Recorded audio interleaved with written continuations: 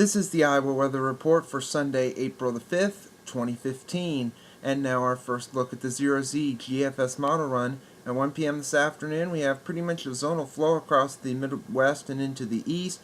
Storm system is going to be moving into the Pacific Northwest, and that could be the beginning of quite an active period as we go into the new work week. However, today will be mainly sunny. Couple of clouds in our northern counties with a disturbance that's going to be moving through Minnesota and Wisconsin with some precipitation there, which will be off to our east by the middle of the day. Readings today in the 60s to lower and middle 70s from east to west. And then the active period starts as we go into Monday. Some clouds will be on the increase, showers and maybe a thunderstorm or two will be around. Temperatures, depending on the amount of rain and precipitation and clouds around, will be down in the 50s in the north and 60s in the south. And then it looks to be that way again here on Tuesday with 50s to lower 60s across the state. Any precipitation would keep the temperatures quite low, mainly in the 50s, with a few areas that are drier in the 60s. Wednesday will probably be the driest of the Monday through Friday period, as a system is moving to the east and a new one is moving in from the west. So 50s and 60s still common for Wednesday. Thursday, that could be an active day. Warm front comes in or comes close to the state. That could boost temperatures in southern Iowa into the 70s. It also could boost our chances for possible severe weather. We'll have to wait and see on that. Then into Friday, the system will begin to push off to the east. Some backwash precipitation across our northern counties. Maybe a peak of sunshine in our southern counties, but don't count on it. Readings still remaining in the 50s and 60s across the state on Friday. And then the sun returns.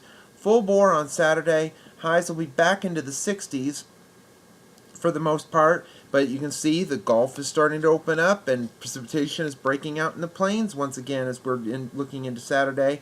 And then by next Sunday, you can see a trough beginning to take shape off to the west. We have disturbance moving through Texas, another over the northern Rockies in the north and west. And with that, the winds will be coming around to the south, the Gulf is opening up, and another system is approaching. Looks like a lot of the precipitation, according to this GFS run, looks to be across Texas, Louisiana, and Arkansas, but we could see some precipitation around here, so we'll have to wait and see on that. As we go into the extended period, this would be on the 16th of April. You can see quite a sharp disturbance moving through.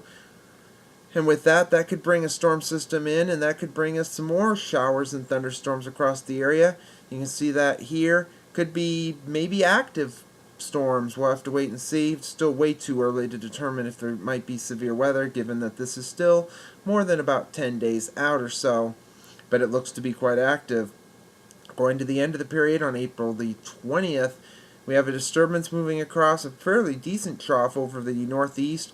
That's pulling into the Atlantic. Another one moving into the Black Hills of South Dakota. And that means, well, it's going to be active again. You can see a system beginning to take shape. Winds are coming out of the south. You can see a little bit of precipitation trying to break out in the southern plains.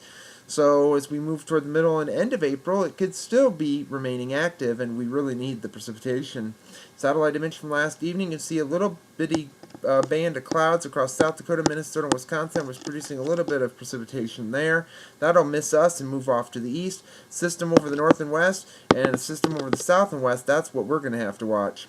The watch warning map from last evening, we had some frost and freeze issues across the south and into the Carolinas, the Ohio and Tennessee River Valley, a couple winter weather issues out in the north and west, and some wind advisories in the desert southwest around Las Vegas.